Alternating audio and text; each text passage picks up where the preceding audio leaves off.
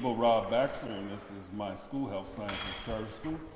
I wanted to welcome you this morning for this very important press conference. I think this is the second one we're doing on this issue. And Health Sciences, we are dedicated to educating young people in our community on the different health disparities. We want to attack those health disparities within our community, and particularly on the east side of Buffalo. And so this press conference goes along with our mission, so we're happy to have you all here to address this important topic. And so today's topic, in which we want to bring attention to, I can personally talk how this goes back to me as a little boy on the east side of Buffalo, growing up on Blaine Street, and my mother sending me with a note to the corner store to get her a pack of Menthol 100s. And so my mother still smokes to this day, and she is a current lung cancer survivor. Unfortunately, whenever I go over there to assist her and help her, she still asks me, like, would you please get me a pack of cigarettes? And so we know how devastating and addicting the menthol is. And so without further ado, I want to bring up the man, Stan the Man Martin, to come up and talk about this important topic and issue.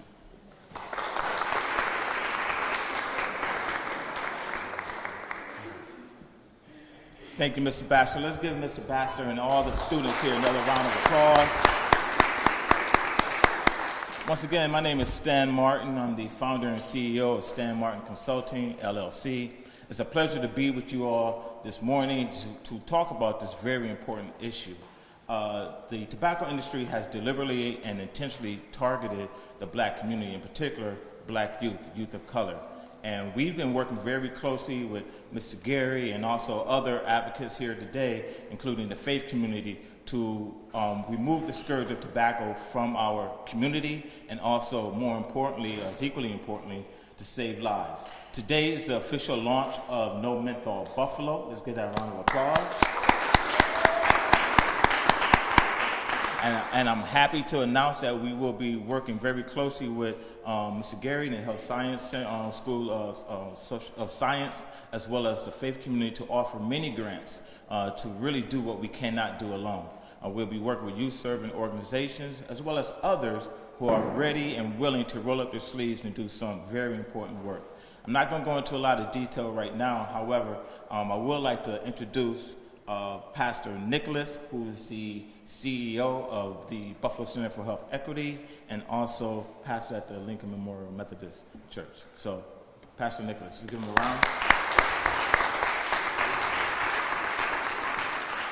Thank you so much, Stan. Good morning to all of you this morning. Black lives matter, and so do facts. 81% of black Americans who smoke use menthol cigarettes, up drastically from 10% of black Americans who smoked menthols in the 1950s, before the tobacco industry began to target the African American community. Despite historically starting later and smoking fewer cigarettes per day than white Americans, black Americans are 6% more likely to be diagnosed with and 17% more likely to die from tobacco-related cancer. Black men are also 15% more likely to develop and 18% more likely to die from lung cancer than their white counterparts. Smoking directly contributes to the 3 leading causes of death among African Americans. That would be heart disease, cancer, and stroke, and causes over 45,000 African Americans to die each year. Now, one of the great things of living in America is that we have tremendous freedom of choice. However, freedom carries great responsibility. So we have established a government that not only protects us from foreign invasion, but establishes rules and regulations to protect the citizenry. We are blessed to have OSHA to protect workers. We are blessed to have the Department of Transportation so that we have safe streets. We have the FAA so that we can feel safe when we are miles above the air when we're flying in an airplane. And we have the FDA so our food supply is safe, as well as the drugs that are designed to help us. This is what a responsible, free society does. For too long, the African American community has suffered under an unjust system that has caused great harm to our health. The tobacco industry has been a major contributor to a system that targets our community to entice us to use a product that has no positive health impacts. The African American community is already plagued with high levels of chronic disease, such as diabetes, hypertension, asthma, and heart disease. The consumption of both menthol cigarettes and other products simply makes it worse.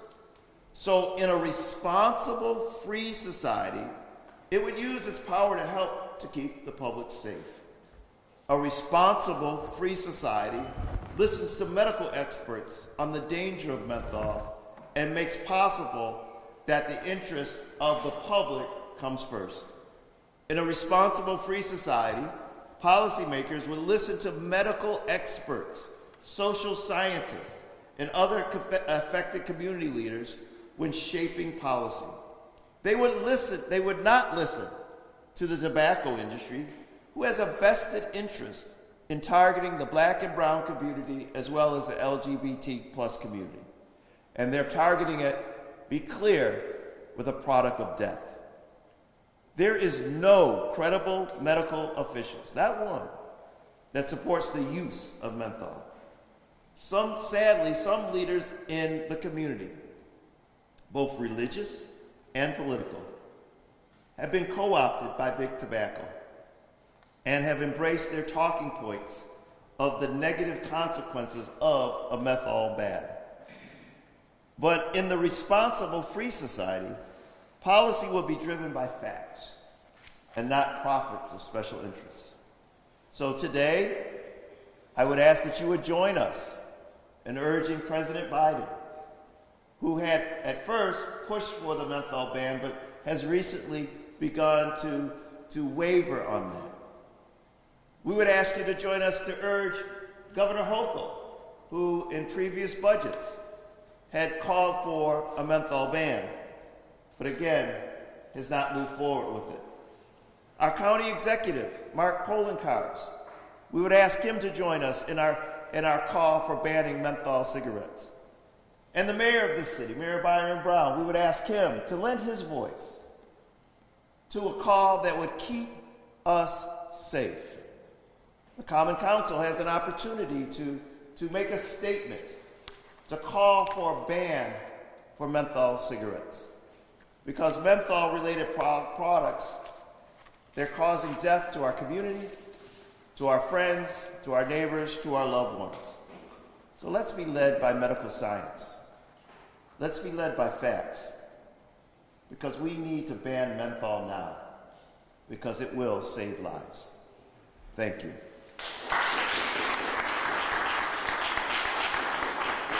And as I reference the medical, and please, science and facts, they matter. They matter. And so we have Dr. Mansi Bansal-Travers from the Roswell Park Cancer Institute, right? So if anybody knows anything about tobacco, the impact of tobacco, and what it has on the lives of people, would be our friends from Roswell Park. And so she's here to, again, give us some facts about menthol. Thank you.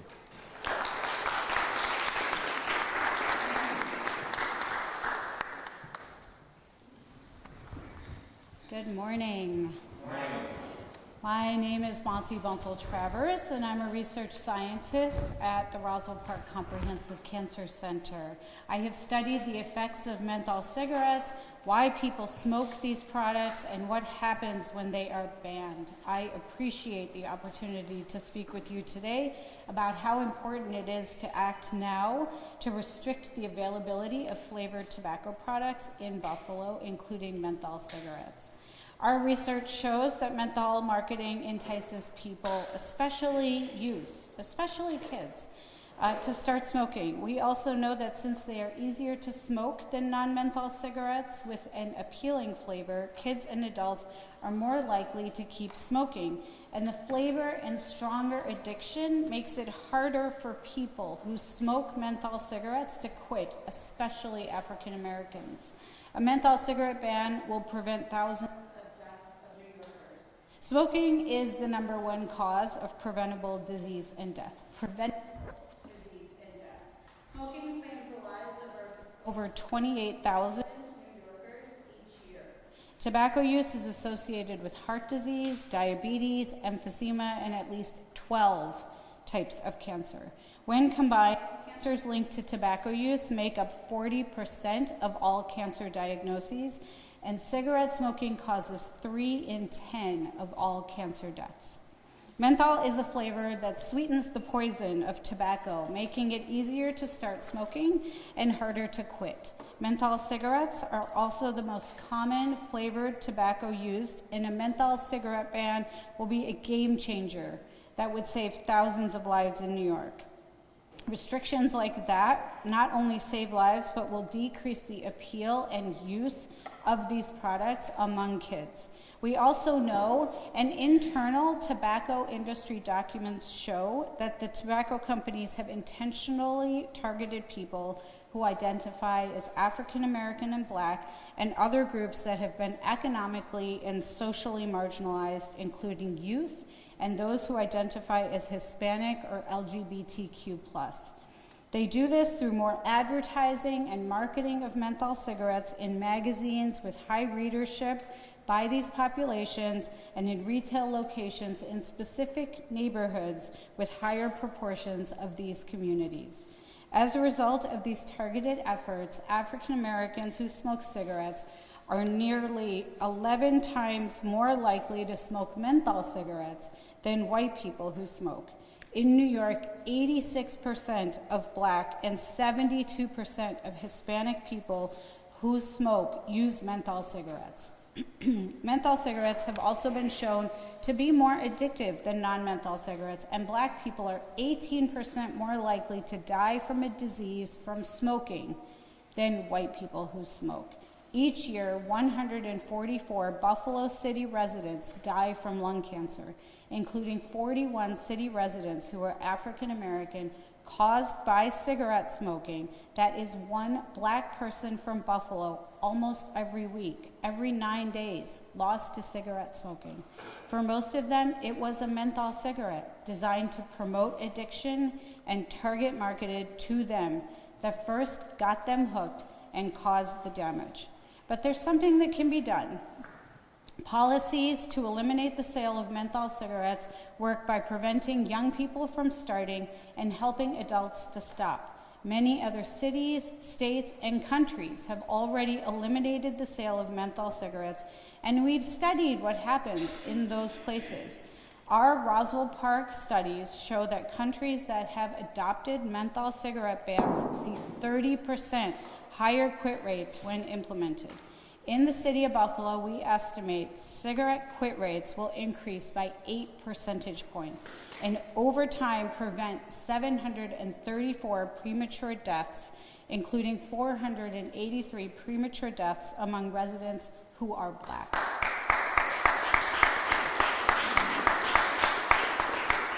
Eliminating menthol cigarettes will be a significant step to reducing health disparities in these communities. When enacting effective policy like a ban on flavored tobacco, including menthol cigarettes, it is also important to provide services for those who are looking to quit smoking.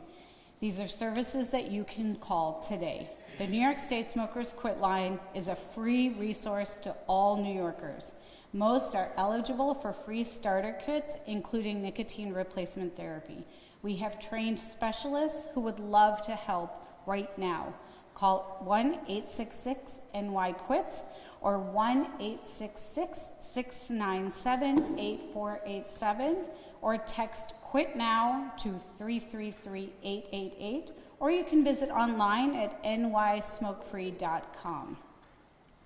If New York is ever to succeed in ending the cycle of addiction to tobacco, it is imperative that we remove flavored tobacco products from the market, including menthol cigarettes.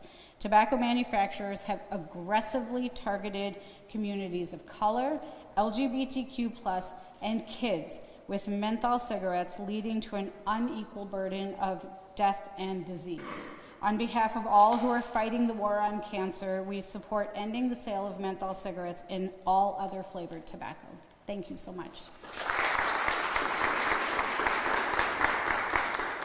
I'd now like to introduce Mr. Isaiah Gary, the Director of Community and Health Equity, and the school-based partner Youth Are Not Replacement Smokers, please.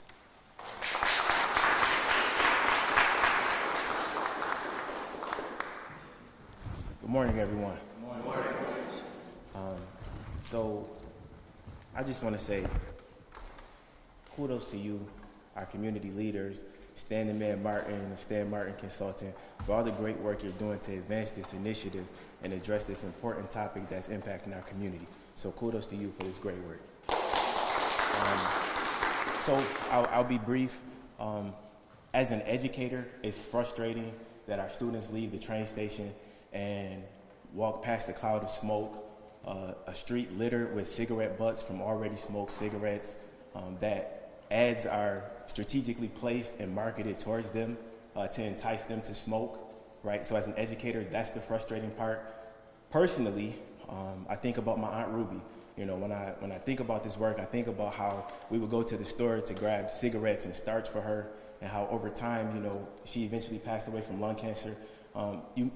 It's not as immediate, so sometimes we don't think about it that way, because a death from lung cancer or an illness related to smoking cigarettes and menthol is not as immediate as a car crash or a shooting, so we don't necessarily look at it the same way. In reality, though, it's a slow, painful death that you're watching someone who you love experience. And I think about my aunt and watching her take her last breaths as she couldn't even swallow a piece of ice after, you know, she had smoked for years and years. I recently went to a funeral for an uncle, and my uncle died from lung cancer, and on the other side of it, the part that got me was after the funeral, we went outside and several of my other uncles were lighting up cigarettes. And it just blew my mind that why would you light cigarettes after you just buried someone who died from lung cancer? And I think a lot of it speaks to what we're talking about today and how addictive that menthol is, how addictive that nicotine is. And, you know, I think about some of my friends who say, well, I don't smoke cigarettes anymore, I vape now. And they put down cigarettes and pick up vapes. But what they don't understand is that's also equally addictive, that's also a problem, and it's also harming us. It's just not as much data prepared for us to know the impacts of it. So before I take my seat, I just want to say that as the Director of Community and Health Equity here at Health Sciences Charter School, I understand how important it is to educate our students, our staff, and our community on this important topic, on reasons why menthol should be banned, and we stand in support with you, Stan Martin of Stan Martin Consulting, and all of our great community leaders. Thank you.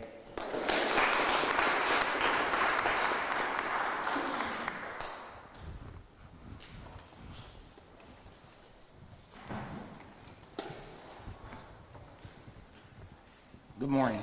Good morning.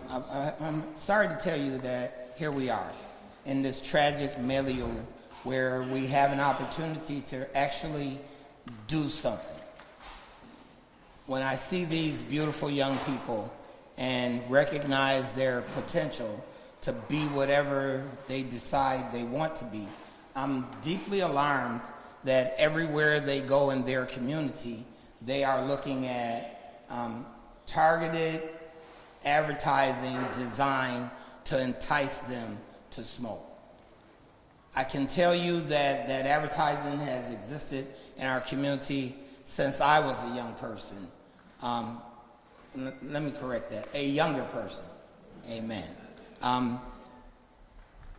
All of my boyhood life, everywhere around me, there were these signals that we should smoke. Not only, you know, the name of the cigarettes that were being offered, Cools. And I don't need to explain that to you because you understand the psychological implication. Newports, Virginia Slims, and cigarettes that were specifically designed to entice our community to take up smoking. And as a boy, hanging out with other boys, I decided that, let's give this a whirl. So we bought a pack of cigarettes at the corner store. We shouldn't have been able to purchase, but we bought the cigarettes, climbed up on the roof of School 12, divided the cigarettes, and pulled out matches and lit up a cigarette apiece. And I took a couple of puffs, and I couldn't stop coughing, and then it tasted awful. And I put my cigarette out, but I went up on that roof with Vance Voyas and Parrish Thomas. Those were two of my childhood friends. I put my cigarette out, cigarette 20 to a pack, so we had decided that we were going to do this on a rotating basis. So I got 7 cigarettes, they each got 6. I divided my remaining 6 cigarettes with them and said, this isn't for me, and climbed down from the roof. If I had known as a boy what I know now, I would have said to them, this is not something any of us should be doing. Because today, neither Vance nor Parrish are here to tell you about how their addiction to cigarettes and smoking ravaged their bodies and lives. How both of them left wives and children because they died from cigarette-related cancers.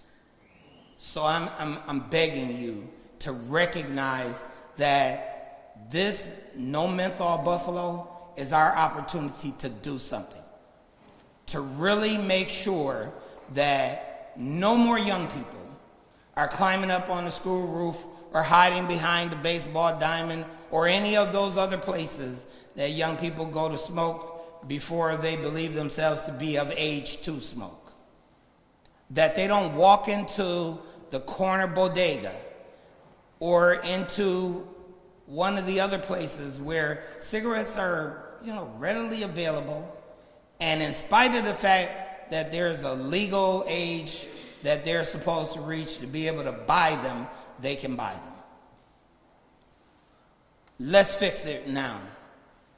Because as a pastor, I grow weary of doing funerals prematurely. And we know in our community, we have a number of other issues that lead to premature death that Pastor George Nicholas and I have been working to eradicate in this community over the course of the last decade. But I'm saying to you right now that the elected officials, from president to mayor to common council, have an opportunity to fix this in Buffalo right now. And actually to fix this in New York State and nationally. To just take the intelligent step that affirms the science and stop pretending that the science isn't robust. There is no study that says that cigarette smoking is fine. It just doesn't exist. The reason it doesn't exist is because tens of thousands of people are dying every year in this country, in this state, in this county, in this city because they took up cigarettes and smoked. And it doesn't have to be long term. I didn't tell you the saddest story was with my sister Tina, who started smoking, and she was younger than I am because, I'm the oldest. So Tina started smoking in middle school. I kept smelling this stench on her, and of course, she vigorously denied that she was smoking, but I kept smelling the stench on her. So fast forward, Tina goes through middle school, gets through high school, gives birth to my nephew, and then at 26 years of age, she had stage 4 metastatic lung cancer before she was diagnosed. And from the point of diagnosis till I had to stand to bury my sister, my young sister. It was 9 days. We can't keep doing that. We can't. So I'm telling all of the electeds, this is the right thing to do. Let's just do it. And in Buffalo, set an example for the rest of New York State, for our surrounding communities, and let's make sure that whatever our young people want to be, it's not interdicted by cigarette smoking. Tina was 26 years old. I still miss her immensely today. We'll take your questions.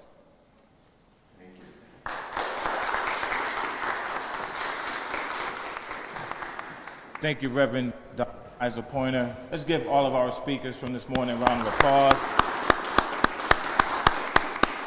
Let's just be real clear. You've heard testimony, you've heard lived experience, you've heard the science.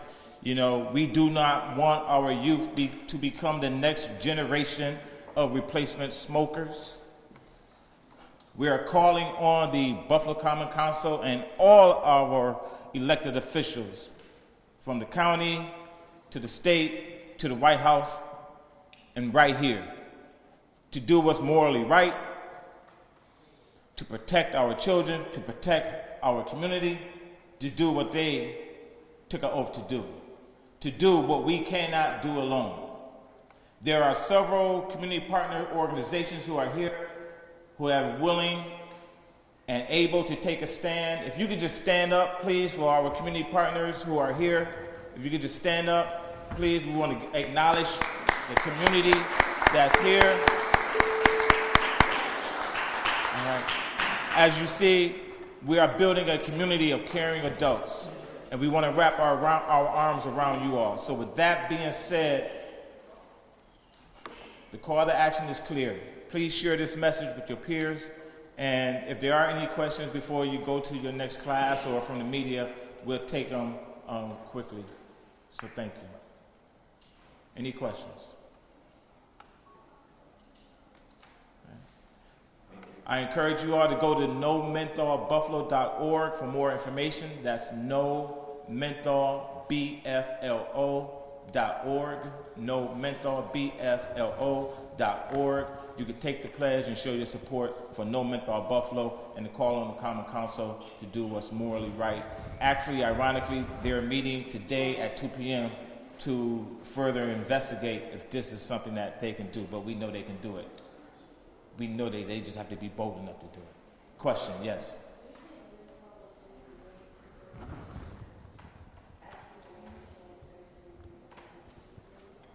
The question was, do I think that menthol was intentionally made to kill off people of color? Menthol was, to answer your question, menthol was developed to attract and addict the next generation of replacement smokers, to sweeten the poison, you know, as we've heard from our speakers, and also was intentionally marketed and targeted in the black community.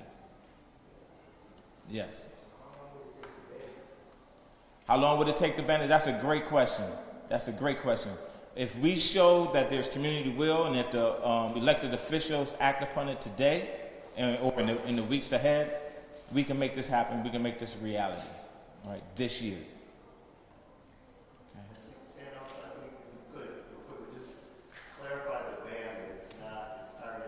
Yes. Distribution and not right. Very important point. When we're talking about a no menthol ban here in Buffalo and our work, we're not against those who smoke. We're not against those who utilize tobacco. We are against the tobacco industry intentionally marketing and targeting, to your question, a product when used as intended will kill people, and particularly the black community. In addition, the policy that we have put forth and that others have put forth does not penalize possession of menthol tobacco. It places the onus on the tobacco industry to stop making it, all right? And it places the onus on the retailers in terms of the prohibition of the sale of it as well. Okay, so it's not on the tobacco users or those who choose to smoke. Okay? So the argument that, one of the arguments that's been made is that, well, you know, it's going to create more interaction with law enforcement and those who are using it as